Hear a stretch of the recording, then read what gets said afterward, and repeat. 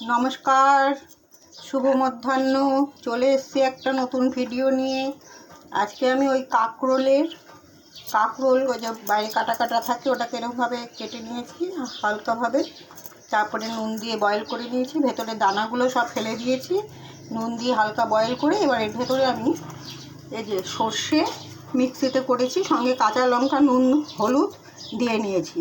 এবার এর ভেতরে এই পুর হিসাবে এটাকে ব্যবহার করছি, দেখুন।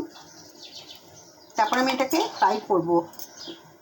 পুর ভরা কাঁকরোল, এটা আপনারা করে খেয়ে দেখবেন, খুব ভালো লাগে। কাঁকরোল খুব একটা সুস্বাদু সবজি নয়, এটাকে নানা ধরনেরভাবে তৈরি করে তবেই ভালো লাগে। তাই আমি চেষ্টা করি সবসময় কিছু না কিছুভাবে করে নিতে।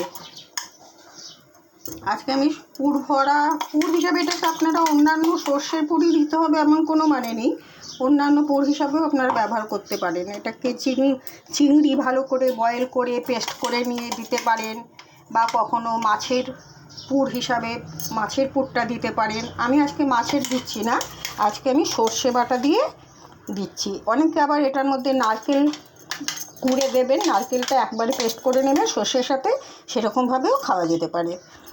আমরাও আগে তাই খেতাম, কিন্তু এখন নারকেলটা অনেকে অ্যাভয়েড করে, সেই কারণে আমি শুধুই সর্ষেটা দিয়েছি। আর পুর যখনই করবেন অনেকে সাদা সর্ষে ব্যবহার করে, কিন্তু কালো সর্ষের পুরটা বেশি টেস্টি হয়। এবার এটাকে আমি ফ্রাই করব। কড়াতে দিয়ে দিচ্ছি এই জন্য তেল।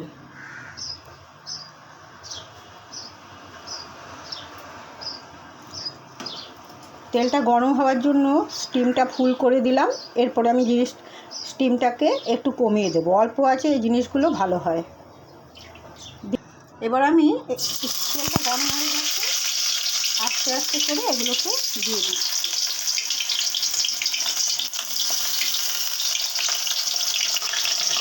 এবার আমি এগুলোকে উল্টে দিচ্ছি, এক পিঠ হয়ে গেছে।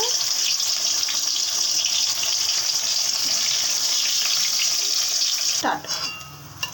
এই তিনটে ভাজা আমার হয়ে গেছে, তুলে নিচ্ছি।